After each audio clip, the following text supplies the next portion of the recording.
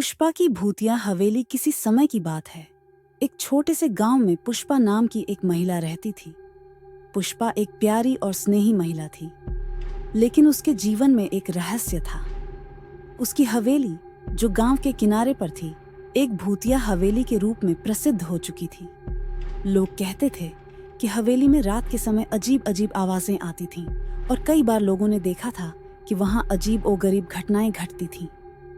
एक दिन पुष्पा ने ठान लिया कि वह अपने घर की इस रहस्यमय स्थिति का पता लगाएगी। उसने सोचा कि वह केवल धैर्य और साहस से ही इस रहस्य को सुलझा सकती है। उसने अपने गांव के लोगों को अपनी योजना के बारे में बताया, लेकिन सब ने उसे मना किया। लोगों का कहना था कि हवेली में जाना एक बड़ा खतरा है। फिर भी पुष्पा ने रात के अंधेरे में हवेली की ओर कदम बढ़ाए। हवेली की दीवारें जर्जर हो चुकी थीं और उसके दरवाजे पर जाले लगे हुए थे। पुष्पा ने कड़ी मेहनत से दरवाजा खोला और अंदर गई।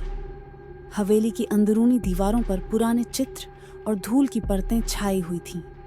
जैसे ही पुष्पा हवेली के अंदर चली गई, उसने महसूस किया कि हवेली में एक अजीब सा सन्नाटा छा गया है। अचानक एक ठंडी हवा का झोंका आया और हवेली के अंदर का तापमान अचानक गिर गया। पुष्पा ने अपने डर को छुपाते हुए आगे बढ़ने का निश्चय किया। हवेली के एक कमरे में पुष्पा ने एक पुरानी किताब देखी, जो कि एक बांस की अलमारी में रखी हुई थी।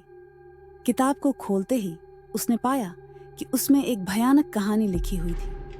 कहानी एक पुराने राजा और रानी के बारे में थी, जिन्होंने हवेली में हत्या करवाई थी और उनकी आत्माएं अब हवेली में भटक रही थीं।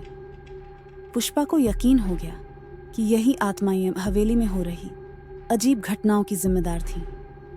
उसने किताब को ध्यान से पढ़ा और पाया कि आत्माओं को शांति की प्राप्ति तभी हो सकती है जब उनके अधूरे कार्य पूरे किए जाएं। पुष्पा ने किताब में वर्णित निर्देशों का पालन किया। उसने हवेली के विभिन्न कोनों पर दीपक जलाए, मंत्र पढ़े और पुराने राजा रानी की आत्माओं के प्रति सम्मान प्रकट किया। रात के अंत में हवेली में अचानक एक हल्की सी चमक फैल गई और एक सुकून की भावना ने हवेली को घेर लिया। जब पुष्पा ने सुबह उठकर हवेली का निरीक्षण किया, तो उसने पाया कि हवेली पूरी तरह से बदल चुकी थी।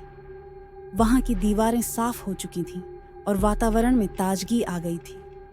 पुष्पा ने आत्माओं को शांति दिलाने में सफल हो गई थी।